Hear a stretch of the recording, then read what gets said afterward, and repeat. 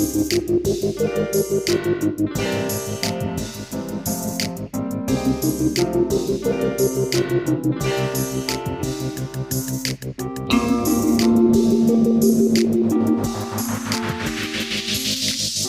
to the Mukilteo Football Show. My name is Miles. The Atlanta Falcons rip one out of the hearts of the Philadelphia Eagles, 22-21. Kirk Cousins pulls it out in the final minute in Philadelphia. The crowd is stunned. It was a party, and it just vanished. And the Falcons pull themselves back up to 1-1. The Eagles fall to 1-1. What a twist. What an ending. Shocking. It was, the game wasn't like a thrill a minute type of thing. You know, it was a tight game, a field goal game. Both passing offenses were struggling, but both running backs, both star running backs are putting up big games. Bijan Robinson for the Falcons, 122 total yards on 18 touches. But his last touch almost lost the Falcons the game. It's a 4th and 1, about 5.5 minutes left. There's 6 lead changes at this point, or 5 lead changes at this point. The Falcons are trying to make it a 6th. They're on their own 39-yard line. It's 4th and 1. They hand it off to their star running back, and Bijan has a perfect hole with just a slot corner to meet him there. And he is absolutely stuffed. Now, of course, this slot corner is one of the best slot corners in the NFL, C.J. Gardner-Johnson. But Bijan just thumped back. Falcons turn it over on downs. Eagles got 40 yards of green grass to waste the clock and kick a field goal that would make it a 6-point lead. Just feeling like a sad ending for Bijan, who had a great game, 122 yards on 18 touches. And Saquon Barkley, also good game, 117 yards, 26 touches, and he did lose the game for the Eagles.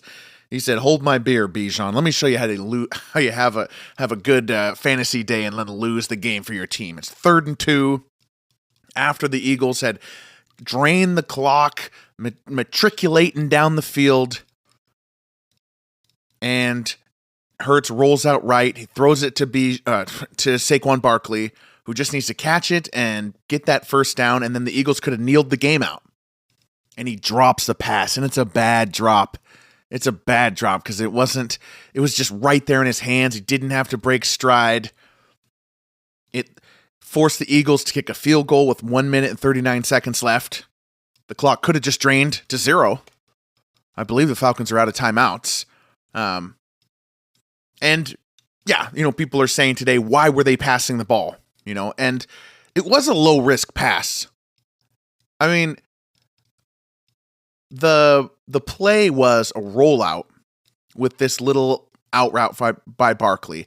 So you could argue that the Eagles actually didn't want to pass. They wanted the linebacker or the corner to guard Barkley so that Hurts could just run for that little first down there, that 2-yard first down.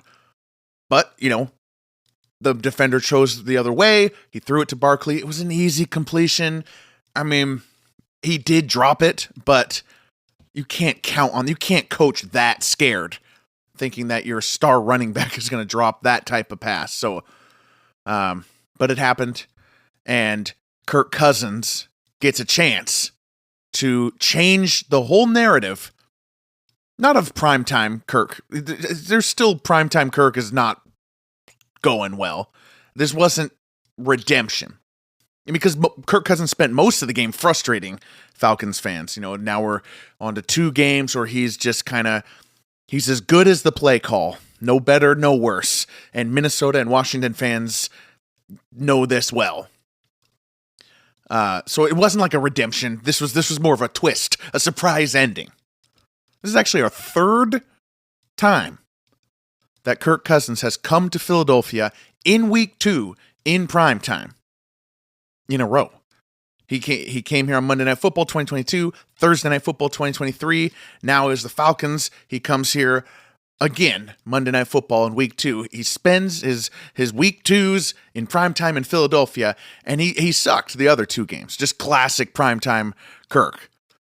And he sucked this game a lot too. I mean, it was okay. They're finding their footing. Bijan was running the ball well, but for 100, if you take these games as a trilogy, the Vikings 2 losses to the Eagles in the last 2 years, and this game, if you take this game as a trilogy, it can really be summed up as 178 and a half minutes of Philadelphia handling Kirk Cousins just fine. But then Saquon Barkley drops that ball. Cousins gets a shot. Just a shot to just shock us. Instead of ending with 171 yards and a touchdown, he drives him 70 yards down the field. Ends with 241 yards and 2 touchdowns and the win.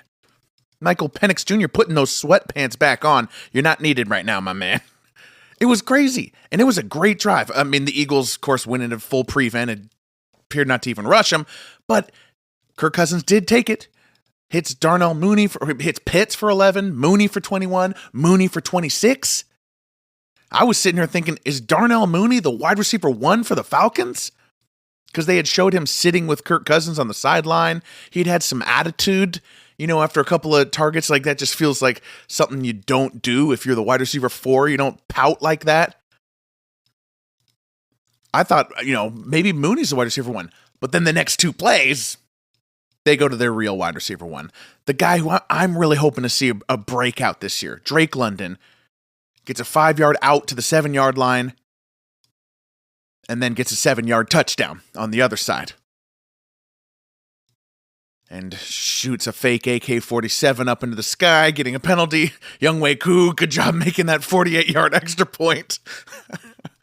And then Jalen Hurts, who we all know when Jalen Hurts is forced to pass, that's not gonna go that well. He needs his legs. If he's forced to pass, it's going to be an interception. And it was. Jesse Bates, one of my favorite players in the NFL, the secret to the 21-22 Cincinnati Bengals. Justice for Jesse Bates. It's not all Joe Burrow. That defense was amazing, and Jesse Bates was amazing. He's been great in Atlanta, too. He gets that pick.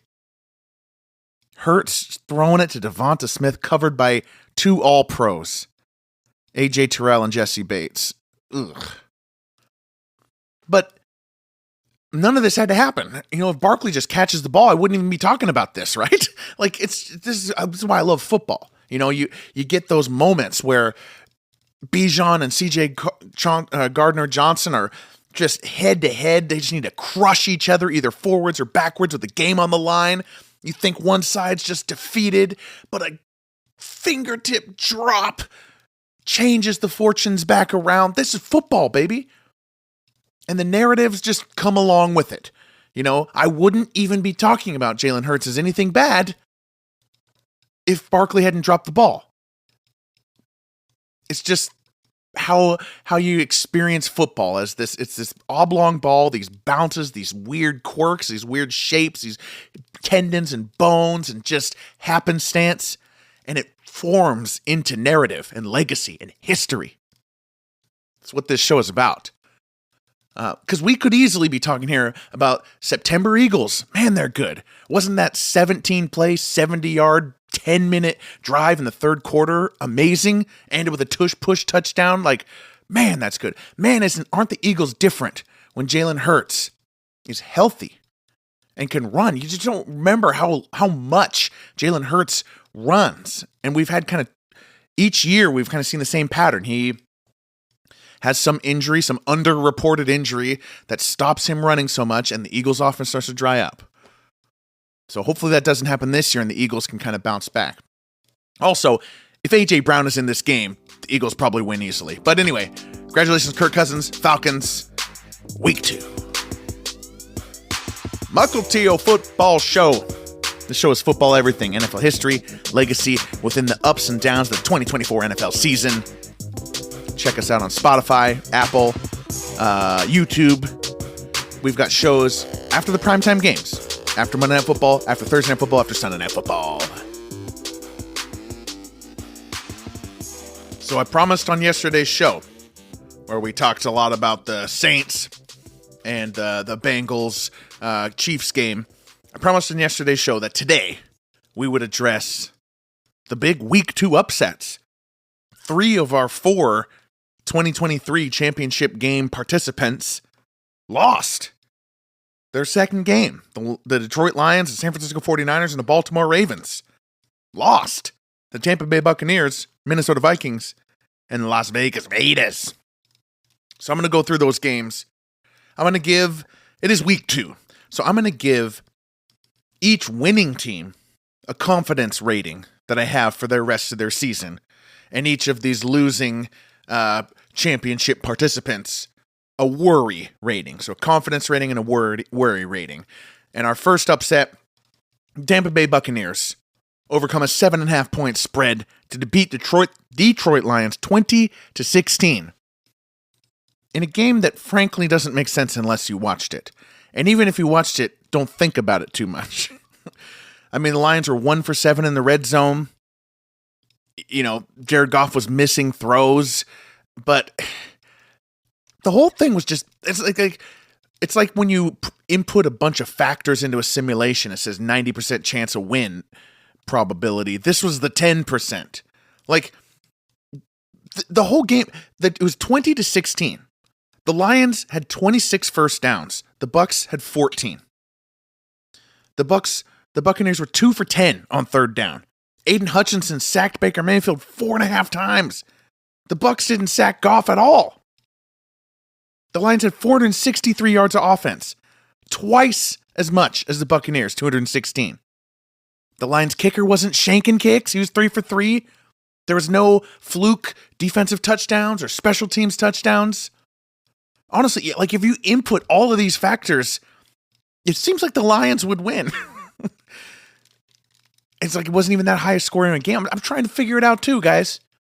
You know, there was the first half penalty where the Lions got all the way into a comfortable field goal range, and the field goal unit came running on at the same time Jared Goff was going to spike the ball, and 12 men on the field, really like 20 men on the field, and Dan Campbell basically took the blame for the loss related to that sequence, and he was very upset, and the media has really gravitated to that, but they kick that field goal, they still lose. They kick that field goal, and everything stays the same? They lose 20-19. I don't know.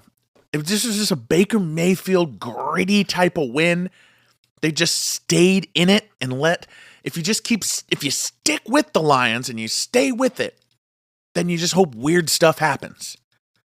The game started with Baker peppering Chris Godwin. It ended with him using his legs a lot, some critical runs, including that touchdown at the end. So I'm pumped about the Bucs here. The defense was banged up. Happy to hear that Vita Vea and Antoine Winfield weren't season-ending injuries, but the Bucs just seem overlooked. And this was a game that they uglied up, Pete Carroll style. Shout out to my Hawks for so many years. They uglied up and they let it get weird, and they won it. And I feel like we would be in white-hot Tampa Bay Buccaneer hype this week if it wasn't for the fact that we were in white-hot New Orleans Saints hype this week.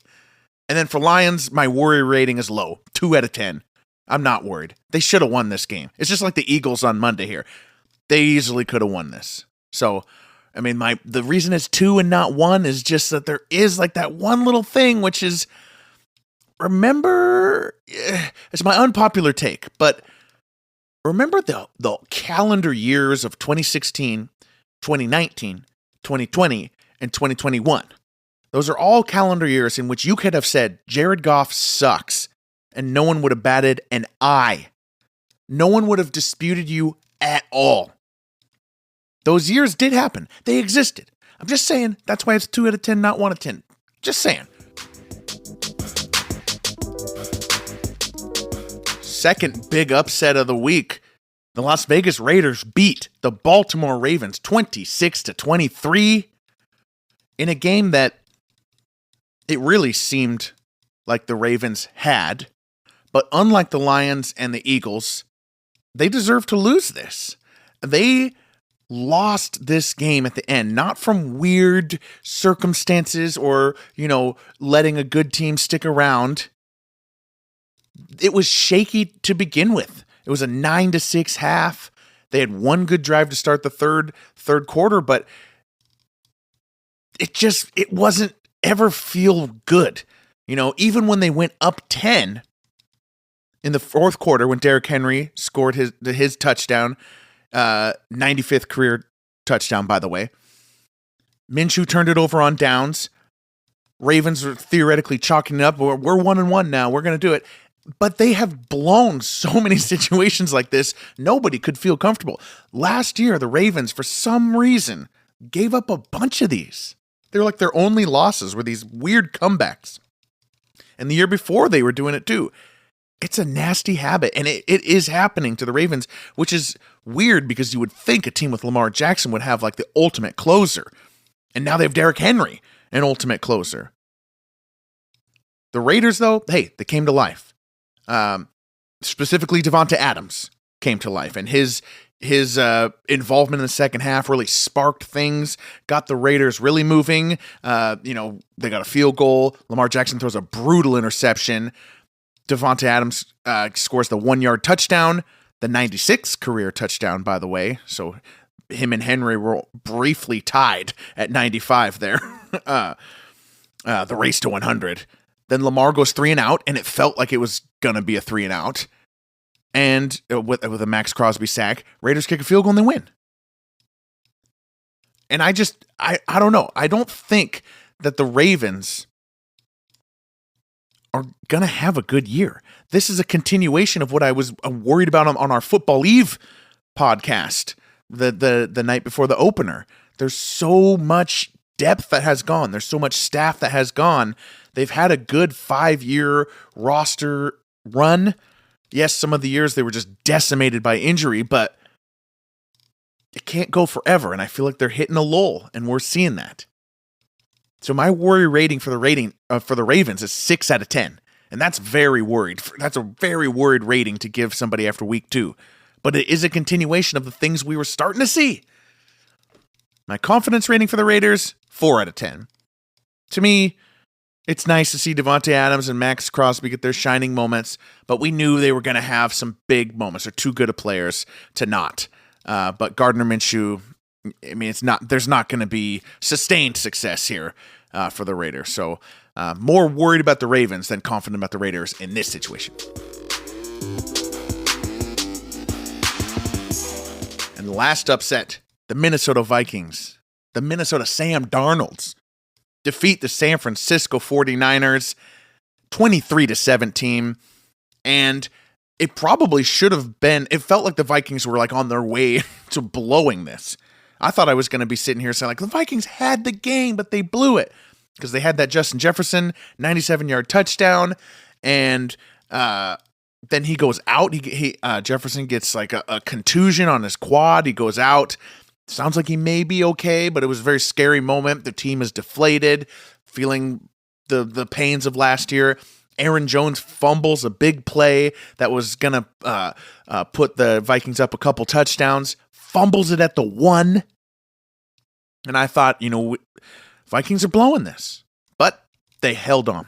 They held on. The defense, the Brian Flores defense, I'm really encouraged by what they're showing. And really what the Vikings roster has shown from their 0-4 start last year. They had a hot streak with Cousins where we were talking about them as Super Bowl contenders, and then they propped up a rotating cast of quarterbacks into quasi-competitiveness. The wild card is Sam Darnold, but we'll talk about him in October. We're not going to give Sam Darnold a bunch of flowers in September. My worry rating for the 49ers, pretty low, 3 out of 10. They're fine. They're getting banged up, and maybe they're 1 seed. I'm worried about their 1 seed, but they're going to have a rough patch for a little bit here, but if they can get into the playoffs healthy, totally fine. Confidence rating for Vikings, 7 out of 10. I'm encouraged. We just need to talk Sam Darnold in October. All right, so we'll be back Thursday with Kirk. Got to talk Patriots, Jets. trying to remember. So that's fun. We have a couple of AFC East tilts to start off our Thursday Night Football. Right, I'm Miles. Good night.